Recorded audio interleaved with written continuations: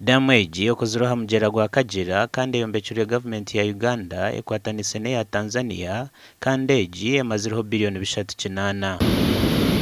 Abakumanya history yitu damu kabetura nemwe ha damu zo mu Uganda ezabanze kubaho konko mu ntare zitwabire turimo za Tanzania na Uganda ngwire bwa mini damu bakisha bagishenye so ture tutiri mashanyarazi bene shaye tulikusima President Museveni na government yona okubasa kukiza eshongeje nko kuyabira turaganise kandi umuzina ryanze no muzina ry'abanyesingiro bona project twabyakira.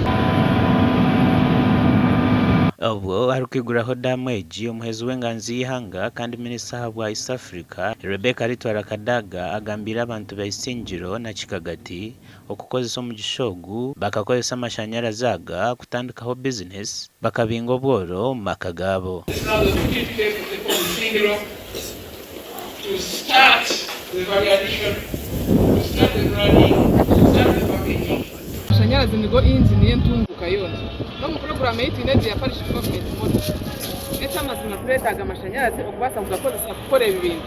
Abo kwati tukagira amakorero inga tukakora value addition n'ikindi amashanyarazi.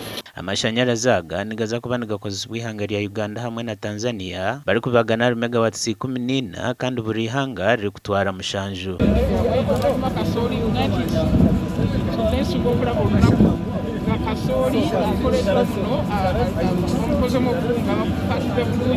Mwena abayikirehi na Kagera abakozesa na Kagera mwabyara first of all emiti ejo number 1 number 2 mureke kugumana mushukamu buri kasi ya yona. Abatura na mnonga bari hina damu bashabwo kugikwataje obutagishisha gasha kwa Ruth Wamanya.